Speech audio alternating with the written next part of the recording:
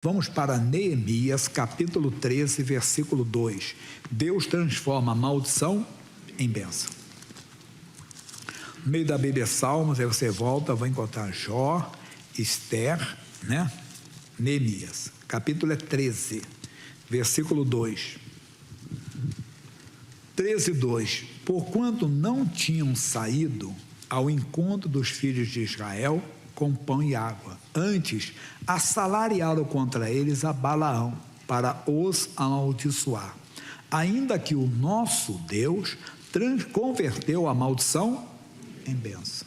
No culto anterior eu falei do rei Ezequias. Ezequias ficou muito doente, era uma doença mortal. O profeta foi na casa dele, no palácio, e disse: majestade, põe em ordem a tua casa, porque morrerás e não viverás. A verdade é que todo mundo vai morrer, irmão. E quem não estiver com a casa em ordem, vai morrer eternamente. Então tem que andar com a casa em ordem. E ele então foi se justificar diante de Deus, não aceitou aquilo. Deus não pode, eu ando com o coração sincero, eu faço o que é reto. Mas ele parou e chorou muitíssimo. Deus mostrou os seus erros. E ele então se arrependeu. Deus disse: olha, eu acrescentarei aos teus dias 15 anos e ainda vou livrar-te das mãos do rei da Síria. Quer dizer, aquilo que era uma maldição se tornou uma bênção, porque o rei da Síria viria e acabaria não só com a vida dele, mas dos filhos, e ia desonrar as mulheres, fazer coisa horrível mesmo. E Deus deu o livramento todo. Então, às vezes, nós ficamos chateados com alguns momentos da nossa vida. Naqueles momentos, nos aproximam também de Deus. E às vezes Deus está chamando a nossa atenção que estamos vivendo uma vida desleixada, a nossa casa não está em ordem, e Deus chama a sua atenção, Deus mostra algo para você. Nós vamos ver agora um caso diferente, lá no livro de Gênesis, capítulo 45. Gênesis 45. Gênesis é o primeiro livro da Bíblia. Uma maldição se transformou em bênção. 45. Diz assim: então José não se podia conter diante de todos que estavam com ele, e clamou: fazei sair daqui a todo varão. E ninguém ficou com ele quando José se deu a conhecer a seus irmãos, e levantou a voz com choro, de maneira que os egípcios o ouviam, e a casa do faraó o ouviu. E disse José a seus irmãos: eu sou José, vive ainda meu pai? E seus irmãos não lhe puderam responder, porque estavam pasmados diante de sua face. O que os irmãos podiam pensar ali? Vai nos matar, vai acabar conosco, porque afinal de contas eles venderam José como escravo, inventaram a história para o pai que José estava morto, tinha sido devorado por uma fera. Entenda bem, agora estão diante de José. Sim, o que é isso?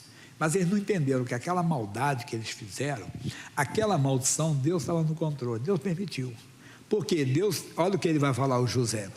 E disse José a seus irmãos: peço-vos, chegai-vos a mim, fiquem com medo de mim não, pode se aproximar.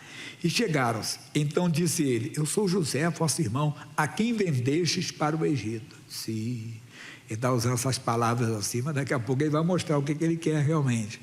Agora, pois, não vos entristeçais, nem vos pese aos vossos olhos por me haveres vendido para cá, porque para a conservação da vida, Deus me enviou diante da vossa face. É uma coisa profunda, hein? Olha o que Deus está dizendo aqui. Tudo aquilo que aconteceu com José, Deus transformou toda aquela maldição em bênção. Você não tem que ficar... Lembra na primeira parte que Deus é bom. Mas Deus é bom e permitiu isso acontecer com ele? Deus sabe agir. Deus permitiu. Permissão de Deus é uma coisa. E às vezes nós não entendemos que Deus às vezes até não dá algo para você, que aquele algo, lembra do algodão doce?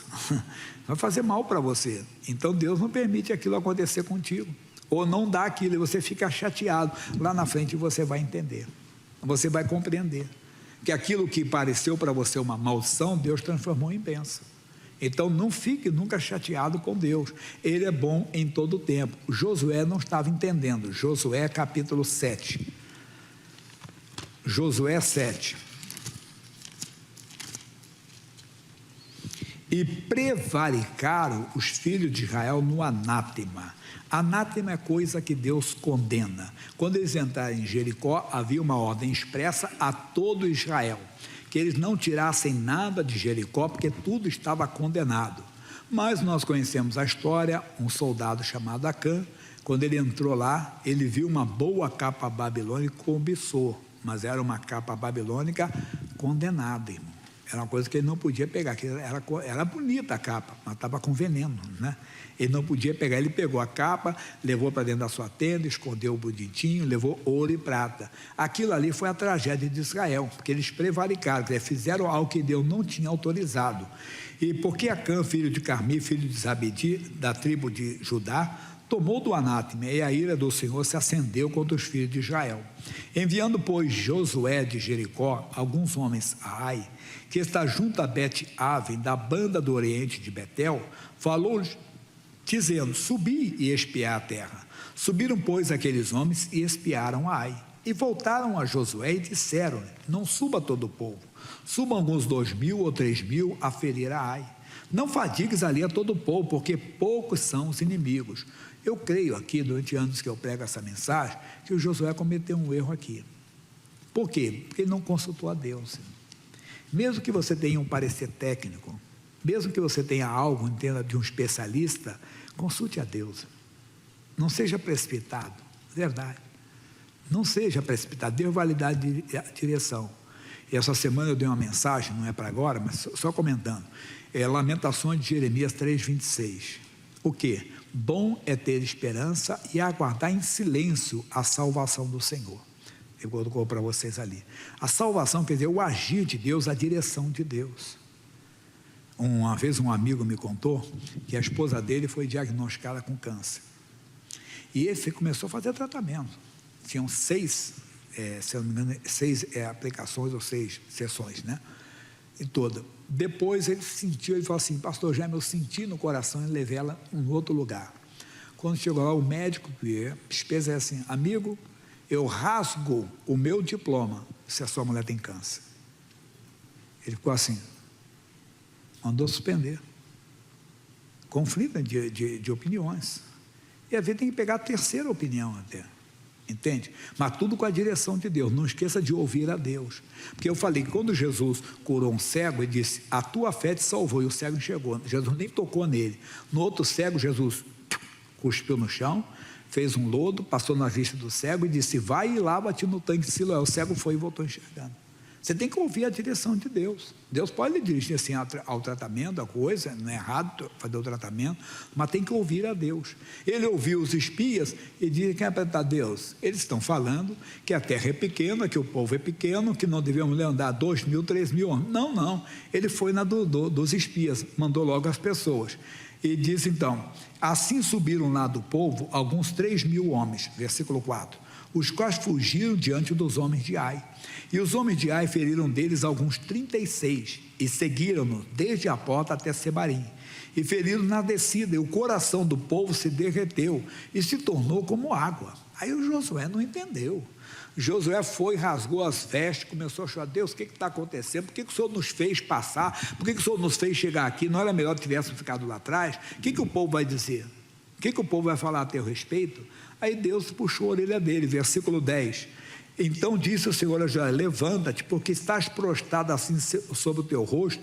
Israel pecou e até transgrediram o meu conselho que lhes tinha ordenado, e até tomaram do anátema, e também furtaram, e também mentiram, e até debaixo de sua bagagem opuseram, pelo que os filhos de Israel não puderam subsistir perante os seus inimigos, viraram as costas diante dos seus inimigos, porquanto estão amaldiçoados. Não serei mais convosco, se não desarraigardes o anátema do meio de vós. Somos nós, meu irmãozinho. Talvez estamos sendo derrotados agora, que Deus dizendo, eu não estou com vocês, hein?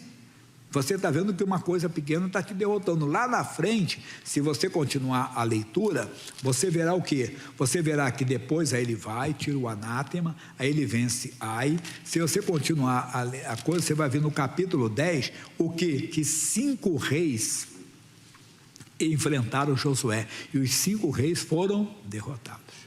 Agora, entenda bem, entenda essa visão.